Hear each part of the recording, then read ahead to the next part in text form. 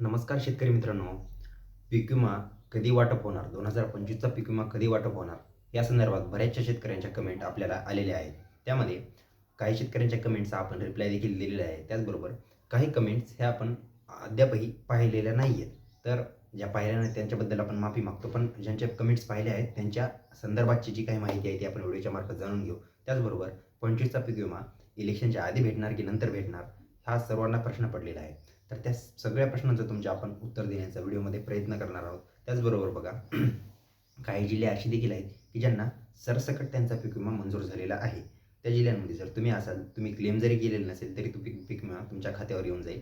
ह्याबाबत कुठल्याही प्रकारची तुम्ही काळजी करण्याची काहीही गरज नाही आहे. तर ते जिल्हे कुठले आहेत व काही जिल्ह्यांना जे निर्धारित जिल्हे झालेले आहेत त्यांची शेतकरी संख्या व निधी किती आहे, ही सर्व माहिती आपण एकंदरीत व्हिडिओच्या मार्फत जाणून घेणार आहोत. तर व्हिडिओला काळजीपूर्वक बघा, व्हिडिओला शेवटपर्यंत नक्की बघा.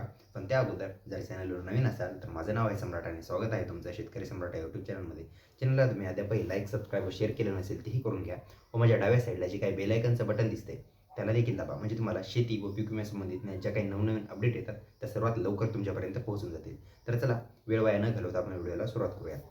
तर बघा शेतकरी मित्रांनो, सगळ्यात महत्त्वाचा मुद्दा म्हणजे जे हे मराठवाड्यातले जे जिल्हे आहेत, मेन म्हणजे परभणी, नांदेड, हिंगोली, त्याचबरोबर लातूर, ह्या आसपास छत्रपती संभाजीनगर, जालना ह्या जिल्ह्यांच्या पीक विम्याची शेतकरी संख्या आपण दरवर्षी पाहतो की सर्वात जास्त प्रमाणात असते. तर ह्या शेतकऱ्यांमध्ये कुठल्या शेतकऱ्यांना पीक विमा ऑफिशियली म्हणजे मंजूर तर आहे, पण कधी खात्यावर जमा होणार हाच प्रश्न आम्हा सगळ्यांना पडलेला आहे. त्याचबरोबर सर्वात जास्त सरसकट क्लेम असलेले जिल्हे बघा, ठाणे जिल्हा आहे, त्याचबरोबर सिंधुदुर्ग जिल्हा आहे. ह्या 2 जिल्ह्यांना अद्याप सध्या तरी सरसकट त्यांचा पीक विमा सध्या तरी मंजूर आहे. पण बाकी जिल्ह्यांचं काय? बाकी जिल्ह्यांनी जेवढ्यांनी कमेंट केलेले आहे, क्लेम केलेले आहेत, असे जिल्हे तर त्यांच्या खात्यावर तर येणारच आहे. त्याचबरोबर बघा काही शेतकऱ्यांचा फळपीक विम्याच्या देखील संदर्भात हे होत्या, संशय होता. बाबा फळपीक विम्याचे काही शेतकऱ्यांना पैसे आलेले नाहीत, ह्याचं काय कारण सांगा? कारण फळपीक विम्याचा सर्व्हे झाला, त्यामध्ये बऱ्याचशा शेतकऱ्यांना सर्व्हे दरम्यान बाहेर करण्यात आले, कारण त्यांनी बोगस पद्धतीने क्लेम केले होते. म्हणजे त्यांचं भूगर्भ क्षेत्र, जमिनीचं जे क्षेत्र आहे त्या क्षेत्रापेक्षा जास्त त्यांनी क्लेम केले होते व सर्व्हे दरम्यान त्या सगळ्या त्यांनी केलेले जे काळे काम आहे ते उघडकीस पडले, म्हणून त्यांना त्या यादीतून रद्द करण्यात आलेलं आहे. एक्झॅक्टली शेतकरी संख्या आपण एका व्हिडिओमध्ये सांगितलेली आहे. एक्झॅक्ट आता सध्या तरी मला माहिती नाही, पण त्या व्हिडिओमध्ये माहिती सांगितलेली आहे, तुम्ही चॅनलवर जाऊन पाहू शकता. तर ते शेतकरी यादीतून बाहेर काढण्यात आलेले आहेत. यामध्ये फळपीक विम्याच्या बाहेर काढलेल्या यादीमध्ये मेन जिल्हा आहे, नाशिक जिल्हा आहे, सिंधुदुर्ग आहे, कोकण व पश्चिम महाराष्ट्रातली बरेचसे जिल्हे जिथे बागायत क्षेत्र जास्त आहे, अशा शेतकऱ्यांना त्या यादीतून बाहेर काढण्यात आलेलं आहे. तर ह्यामध्ये जालना जिल्हा देखील आहे. जालना जिल्ह्यातले देखील बरेचसे शेतकरी हे केले होते. जालना जिल्ह्यातले अंबड तालुका, त्याच्या आसपासचा जेवढा भाग आहे तिथल्या शेतकऱ्यांनी बऱ्याच अशा प्रमाणात बोगस कामं केले होते.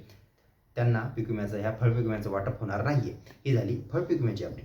आता मेन आपला जो 2025चा पीक विमा आहे खरीपचा, तो कधी भेटणार? बघा, शक्यता तर अशी वर्तवली जाते की इलेक्शनच्या अगोदर, पण शक्यताच आहे.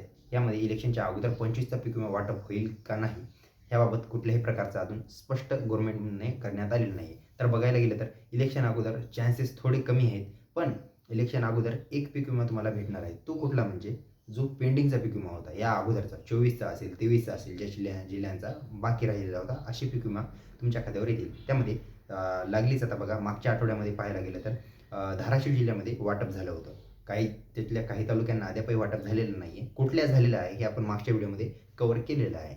तर हे झालं आधीचे जेवढे पीक विमा राहिलेले आहेत तुमचे, ते 10 डिसेंबरच्या अगोदर तुमच्या खात्यावर जमा होऊन जातील. कारण